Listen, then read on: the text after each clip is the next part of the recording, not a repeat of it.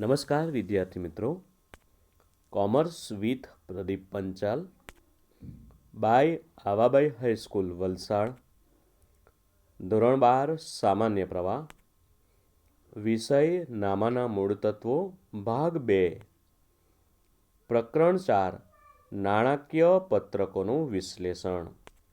આજના આ વિડીયોમાં આપણે સ્વાધ્યાયનો પ્રશ્ન નંબર 7 જોઈશું. તો દરેક વિદ્યાર્થીઓ ચોપડી કાઢો. ચોપડીમાં પેજ નંબર 204 જોઈએ. આપણે સ્વાધ્યાયનો પ્રશ્ન નંબર 7. રકમ જોઈએ. મીના કંપની લિમિટેડના તારીખ 31/3/2016 અને તારીખ 31/3/2017ના રોજ પૂરા થતા વર્ષના નીચે આપેલા નફા નુકસાનના પત્રકો પરથી તુલનાત્મક નફા નુકસાનનું પત્રક બનાવો. આપણે 2016 અને 2017ના આધારે તુલનાત્મક નફા નુકસાનનું પત્રક બનાવવાનું છે. તો આપણે હેડિંગ મારીશું, મીના કંપની લિમિટેડનું તારીખ 31/3/2016 અને તારીખ 31/3/2017ના રોજ પૂરા થતા વર્ષનું તુલનાત્મક નફા નુકસાનનું પત્રક. ત્યારબાદ આપણે ખાના બનાવીએ. પહેલું ખાનું છે વિગત, નોંધ નંબર 3, પાછલું વર્ષ. ખૂબ અગત્યનું, પહેલાં પાછલું વર્ષ લખવાનું. પાછલું વર્ષ કયું છે? તો 31/3/2016. ત્યારબાદ ચાલુ વર્ષ છે 31/3/2017. ત્યારબાદ વધારો ઘટાડો રૂપિયામાં. ચાલુ વર્ષની જે રકમ આપી છે એમાંથી પાછલા વર્ષની રકમ બાદ કરવાનું, એટલે કે 2017ની રકમમાંથી 2016ની રકમ બાદ કરીશું. ત્યારબાદ વધારો ઘટાડો ટકામાં શોધવાનો. કેવી રીતે શોધવાનો? તો 5 નંબરની કોલમ જે છે, વધારો ઘટાડો જે રૂપિયામાં છે એને આપણે પાછલા વર્ષની રકમ એટલે કે 2016ની રકમ વડે ભાગવાનું અને ગુણ્યા 100 કરવાનું. તો જોઈએ આપણે પહેલેથી. ચાલો, પહેલું આપેલું છે નંબર 1, વેચાણની ઉપજ. વેચાણની ઉપજ 2016માં કેટલી છે? 52 લાખ. 2017માં 45 લાખ. તો 45 લાખમાંથી આપણે 52 લાખ બાદ કરીશું એટલે આવશે 7 લાખ. પણ માઇનસમાં વેચાણ ઘટી ગયેલું કહેવાય. 2016માં 52 હતું અને 2017માં 45 લાખ થઈ ગયું. તો 7 લાખનો ઘટાડો થયો, એટલે આપણે કાઉન્સમાં લખેલું છે. આ બાબત તમારે ખાસ ધ્યાનમાં રાખવાનું છે. વધારો ઘટાડો જો માઇનસમાં આવે તો આપણે એને બ્રેકેટમાં લખવાનું છે. હવે આપણે એને ટકાવારીમાં શોધીએ. તો 7 લાખ જે આવ્યા એને આપણે 52 લાખ વડે ભાગીશું અને ગુણ્યા 100 કરીશું. એટલે આપણને વેચાણની ઉપજ ટકાવારીમાં મળશે કે 13.46%નો ઘટાડો થયો છે એમ કહેવાય. ચાલો, નંબર 2, અન્ય આવકો. તો 2016ની અન્ય આવક છે 10 લાખ, 2017માં 2 લાખ, એટલે કે અન્ય આવકમાં 1 લાખનો વધારો થયો છે એમ કહી શકાય. અન્ય આવકો 2016માં 10 લાખ છે, 2017માં 2 લાખ, તો 8 લાખનો ઘટાડો થયો. આવક કેટલી ઘટી ગઈ? 8 લાખ અન્ય આવક ઘટી ગઈ છે. હવે આપણે એને ટકાવારીમાં શોધીએ. તો 8 લાખ ભાગ્યા 10 લાખ ગુણ્યા 100, એટલે કે 80% અન્ય આવકમાં ઘટાડો થયો છે એમ કહેવાય. હવે બંનેનું આપણે ટોટલ કરીશું તો નંબર 3 મળશે આપણને, કુલ આવકો. વેચાણની ઉપજ અને અન્ય આવક બેનો સરવાળો એટલે કુલ આવકો. તો 2016માં કુલ આવક કેટલી? તો 52 ને 10 62 લાખ. 2017માં 45 ને 2 47 લાખ. એટલે કે 47 લાખમાંથી આપણે 62 લાખ બાદ કરીશું એટલે 15 લાખનો ઘટાડો થયેલો છે એમ કહેવાય. હવે એને આપણે ટકાવારીમાં શોધવાનું. તો 15 લાખ ભાગ્યા 62 લાખ ગુણ્યા 100 એટલે આવશે 24.19%. એટલે કુલ આવકમાં 24.19%નો ઘટાડો થયો છે એમ કહેવાય. ચાલો ત્યારબાદ નંબર 4 ખર્ચાઓ. ખર્ચાઓમાં પહેલું આપેલું છે ચોખ્ખી ખરીદી, જે 2016માં 38 લાખ છે અને 2017માં 32 લાખ છે. આ 32 લાખમાંથી 38 લાખ બાદ કરીએ એટલે ચોખ્ખી ખરીદીમાં શું થયું કહેવાય? ઘટાડો થયો કહેવાય. તો -8,000, પણ આપણે એને બ્રેકેટમાં લખવાનું. હવે ટકાવારીમાં શોધીએ તો 6 લાખ ભાગ્યા 38 લાખ ગુણ્યા 100 એટલે આવશે 15.79%. એ પણ બ્રેકેટમાં લખવાનું, કારણ કે વધારો ઘટાડો જે છે માઇનસમાં છે. ચાલો નંબર 2 અન્ય ખર્ચાઓ. ખૂબ અગત્યનું છે, બરાબર ધ્યાન આપજો. અન્ય ખર્ચમાં શું કીધું છે? વેચાણની ટકાવારી કીધી છે. તો વેચાણની ટકાવારી 2016માં 18% કીધા છે. હવે વેચાણ 2016માં કેટલું છે? તો 52 લાખ. તો 52 લાખ ગુણ્યા 18%. તો અન્ય ખર્ચા 2016માં આવશે 9,36,000.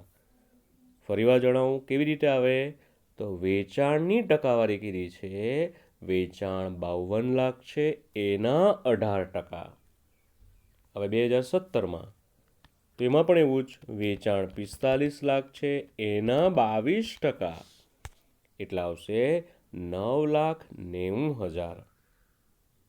હવે 2017માંથી 2016ની રકમ બાદ કરશું તો 9,90,000 માઇનસ 9,36,000 એટલે 54,000નો વધારો જ કહેવાય.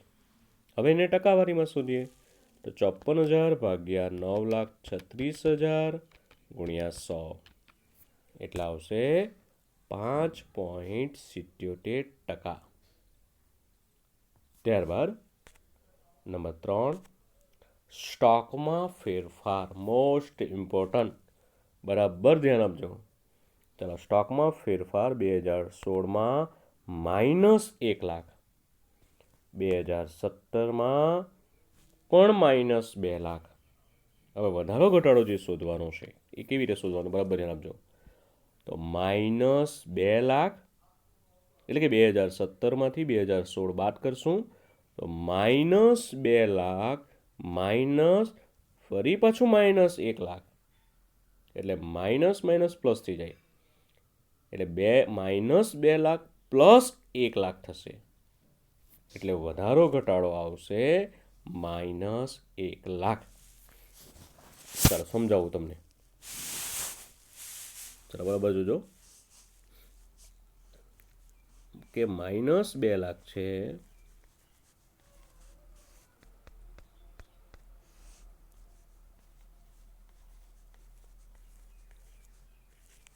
-1 લાખ, એટલે માઇનસ માઇનસ પ્લસ થઈ ગયા. એટલે 2 લાખમાંથી 1 લાખ જાય તો 1 લાખ વધે. હવે આ મોટી સંખ્યાનું ચિહ્ન એટલે -1 લાખ. ફરી વાર જણાવું,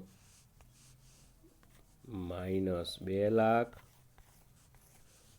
એમાંથી આપણે -1 લાખ બાદ કરીશું. ચાલો -2 lakh minus minus plus 1 lakh. હવે -2 લાખમાંથી 1 લાખ બાદ કરીએ એટલે -1 લાખ આવશે. ખ્યાલ આવી ગયો હશે તમને. ચાલો હવે આપણે ટકાવારીમાં શોધીએ તો 1 લાખ ભાગ્યા 1 લાખ ગુણ્યા 100 એટલે આવશે 100%. સ્ટોકમાં ફેરફાર 100% વધારો થયો કહેવાય, 100% ઘટાડો થયો કહેવાય. 1 લાખ પછી ડાયરેક્ટ 2 લાખ થઈ ગયા. ચાલો હવે કુલ ખર્ચા. કુલ ખર્ચમાં પહેલું છે 2016માં 38 લાખ પ્લસ 9,36,000 માઇનસ 1 લાખ એટલે આવશે 46,36,000. 2017માં 32 લાખ પ્લસ 9,90,000 માઇનસ 2 લાખ એટલે આવશે 39,90,000. ચાલો હવે વધારો ઘટાડો શોધવાનો છે આપણે. તો 6 લાખ માઇનસ છે અને 7 લાખ, 1 લાખ બીજો છે એટલે 7 લાખ, એમાંથી 54,000 બાદ કરીએ એટલે માઇનસ 6,46,000. ટકાવારીમાં શોધીએ 6,46,000 ભાગ્યા 46,36,000 ગુણ્યા 100 એટલે આવશે 13.93%. ચાલો ત્યારબાદ નંબર 5, આવકવેરા પહેલાંનો નફો. તો કુલ આવકમાંથી આપણે કુલ ખર્ચાઓ બાદ કરીશું. તો 62 લાખ કુલ આવક છે, એમાંથી ખર્ચા છે 46,36,000 એટલે આવશે 15,64,000. 2017માં શોધીએ તો 47 લાખ છે કુલ આવક, એમાંથી કુલ ખર્ચા 39,90,000 છે, બાદ કરતા આવશે 7,10,000. એ જ પ્રમાણે વધારો ઘટાડો રૂપિયામાં 15 લાખ છે, 15 lakh minus minus plus 6,46,000 plus કરવું પડશે. જો પહેલાં 15 લાખ હતો, જો એને આપણે એવું કરીએ કે આપણે 2017માં કેટલો આવ્યો આવકવેરા પહેલાંનો નફો? 7,10,000. એમાંથી આપણે 15,64,000 માઇનસ કરીશું એટલે આવશે 8,54,000. ફરીવાર 7,10,000 માંથી 15,64,000 બાદ કરીશું એટલે આવશે 8,54,000. હવે એનો ટકાવારીમાં શોધીએ તો 8,54,000 ભાગ્યા 15,64,000 ગુણ્યા 100 એટલે આવશે 54.60%. ત્યારબાદ આવકવેરાનો દર આપેલો છે અંદર 30%. આવકવેરાનો દર 30%. ચાલો 15,64,000ના 30% કરો. ચાલો 15,64,000ના 30% કેટલા આવશે? 4,69,200. એ જ પ્રમાણે 7,10,000ના 30% 2,13,000. 2,13,000માંથી 4,69,200 બાદ કરીશું એટલે આવશે 2,56,200 માઇનસમાં આવશે. હવે એને ટકાવારીમાં શોધીએ. 2,56,200 ભાગ્યા 4,69,200 ગુણ્યા 100 એટલે આવશે 54.60%. ચાલો ત્યારબાદ નંબર 7, આવકવેરા પછીનો નફો. 2016માં 15,64,000 માઇનસ 4,69,200 એટલે આવશે 14,94,800. 2017માં 7,10,000 માઇનસ 2,13,000 એટલે આવશે 4,97,000. હવે 4,97,000માંથી 14,94,800 બાદ કરીશું એટલે આવશે 5,97,800 પણ માઇનસમાં આવશે.